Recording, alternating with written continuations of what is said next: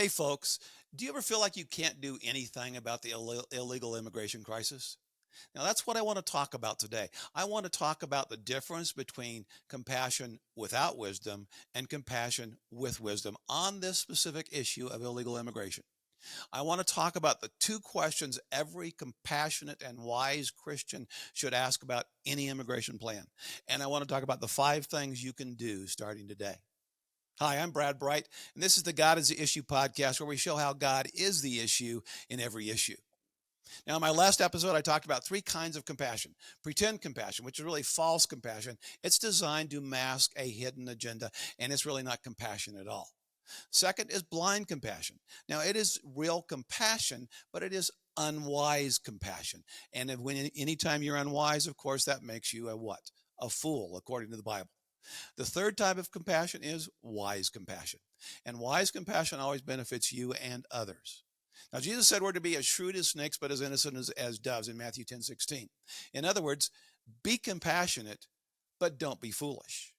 Now, today I want to talk about what wise compassion looks like when applied to the issue of illegal immigration. A wise and compassionate solution must always consider, as much as possible, all the parties that are impacted, not just one, not just the illegal immigrants. Now then, here are the first of two questions that we must ask if we wish to find a compassionate but wise solution for illegal immigration. Here it is. Does the immigration policy consider everyone who is negatively affected or just illegal aliens? See, does it recognize the countless Laken Rileys who have been raped, assaulted, and murdered by illegal foreigners? If it doesn't, then not only is it unwise, but it's immoral. So the question is, who, in addition to illegal aliens, are cruelly affected by an open border? Well, the first, of course, and we've referenced it, are Americans who are assaulted, raped, or killed by illegals. That's the category that Laken Riley is in. You see, almost 2 weeks ago, she was a student at UGA, 22-year-old nursing student. She was murdered by a Venezuelan illegal foreigner while she was out for a jog. The guy beat her so badly that her skull was disfigured. Now, that's just one of the most recent violent slayings by an illegal alien. Now, last week, Rep. Katie Porter, she's in California. She's running for the U.S. Senate. She said, I think the important thing to focus on is any one instance shouldn't shape our overall immigration policy. And the instance that she was referring to, of course, was Laken Riley. Now, I agree with Katie. Immigration policy should not be shaped by just one instance. Now, the exception should not determine the rule. We've all heard that the exception should not determine the rule, and that is what Katie was referring to. But if you've been watching the news recently, almost every day it seems we hear about another instance of assault, rape, or murder of an American by an illegal. May I give you some real numbers that really reveal the dark underbelly of illegal immigration today? In Texas alone, between 2011 and 2024, 950 illegals were charged with homicide. 64,000 illegals were charged with assault. 299,000 illegals were charged with criminal offenses. You know, these 299 instances of criminal offenses, keep this in mind, include only illegals that the Border Patrol had previously printed and released. Did you catch that? These were only the people that have been fingerprinted and released, not the folks who snuck across the border. So I agree with California Rep. Katie Porter's criteria. One instance should not shape our immigration policy. However, I wonder if she would agree that 299,000 instances should. How many more Laken Rileys will have to have their heads bashed in by illegals before U.S. Senate candidate Katie Porter will admit that our immigration policy is truly immoral? Now, there's a second category of folks, and these are fentanyl addicts. Fentanyl addicts whose addictions are enabled by whom? By the Mexican cartels who are smuggling fentanyl across our open southern border. In 2021, the CDC reported that fentanyl and other synthetic opioid overdoses killed more than 70,000 people in the U.S. Folks, that's a lot of instances. I wonder if Katie Porter would agree that the deaths of 70,000 fentanyl addicts in 1 year would qualify as enough instances to help shape immigration policy. Now, there's a third category, young migrant girls being sex trafficked. And then there are people who are living in overrun border towns. And then Americans who are struggling to find a job because of the glut of illegal aliens in the U.S. And then taxpayers who pay to house and feed illegal immigrants while struggling to house and feed their own children.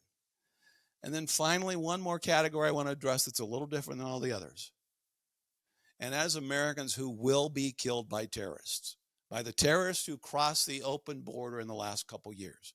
You heard of Hezbollah, Hamas, the Houthis, and Iran. They hate us. They call us the great Satan. They've already demonstrated at 9/11 that they are willing to die in order to kill us. And what did? We rolled out the welcome mat for them at the southern border. Do you really think that we won't pay the price for being stupid? Folks, this is not an exhaustive list, but it's a really good start.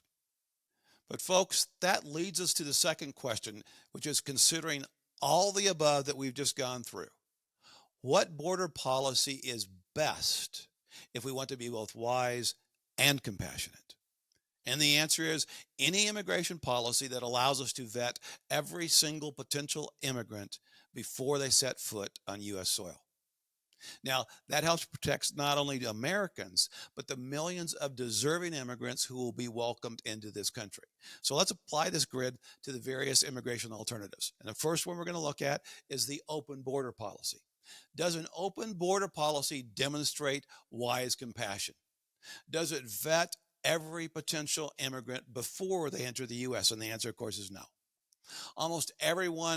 Almost no one gets vetted before they come in. Do you remember the stats I gave you about Texas?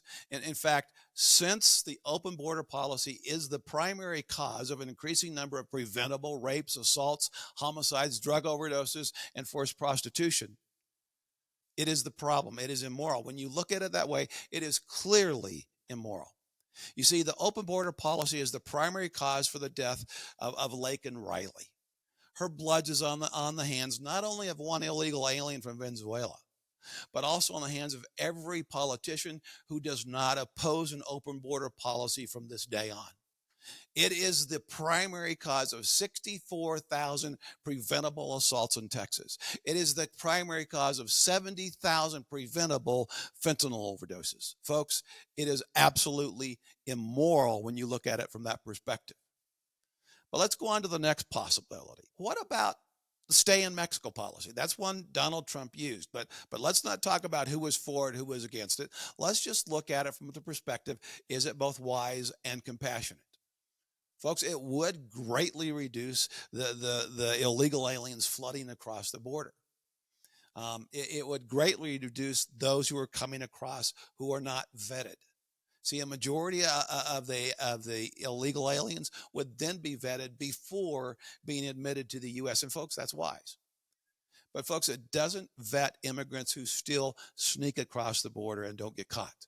It would probably reduce the number of 15-year-old girls forced into prostitution. And folks, that's both compassionate and wise. It still allows terrorists to slither across the border. That's not so good. It still allows a lot of fentanyl to be smuggled across the border. That's not so good. But it will probably reduce the number of Laken Rileys, but it won't stop them altogether. So folks, it's a step in the right direction from where we are today, but it will not stop a lot of the preventable violence and drugs inflicted on Americans by illegals. So the third option is what? Is to build a wall. Again, Trump was a lightning rod on this one, and I don't want to talk about whether you're for or against Trump. Let's just forget about that. The only question I want to ask is it wise and compassionate? Now, I think the Pope would say that it's not compassionate since he said building walls is not Christian. He was very clear. However, folks, there's still a really, really big wall on the southern border of the Vatican State today. So you really can't take the Pope too seriously on this one. Besides, the Old Testament is full of examples of Israel building walled cities with God's blessing, especially Jerusalem. They built walls for protection. Maybe we should learn something from them. In the book of Revelation, the New Jerusalem has what? It has high walls, 12 gates, and angels posted at every gate to do what? To keep some folks out. Maybe we should learn from the book of Revelation. Folks, protective walls are seen throughout the Bible. They are in the New Jerusalem that God himself will build. And folks, they surround the Vatican State. So much for the Pope's statement that walls are not Christian, unless he's trying to tell us that he's not Christian, but I'll leave that up to you. But how would a wall affect our southern border? How would it affect both Americans and illegal immigrants? And let's be honest about this. It would prevent most immigrants from entering the country without being vetted first. It would make it much harder for terrorists to enter the country. It would make it much more difficult to smuggle fentanyl across the border. And over time, it would probably drive down the number of rapes, assaults, and homicides committed by immigrants to near zero as we weed out the undesirables.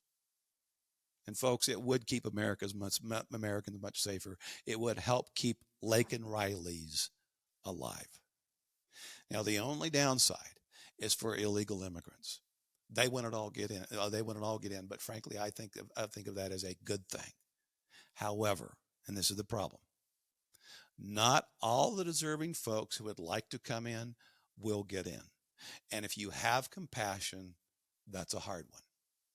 So what can we do to help alleviate that? I mean, compassion demands that we do what we can to help, doesn't it? Well, folks, this may surprise you, but the first step is to build a wall. Let me explain why. Building a wall is shrewd. It is wise. It is compassionate, and here's why. Once the border is truly secure, it will force Congress, the Senate, and the President to come up with a viable and compassionate immigration plan that welcomes deserving immigrants into our American family, but really weeds out the riffraff. Folks, until the wall is built, the politicians will keep on squabbling and finger pointing. Building a wall will force them to act, and that is both wise and compassionate. We need hardworking, God-fearing immigrants. Why? Because of the estimated 50 million aborted babies, we need them as much as they need us. We need immigrants who want to contribute, and they need us to give them a chance.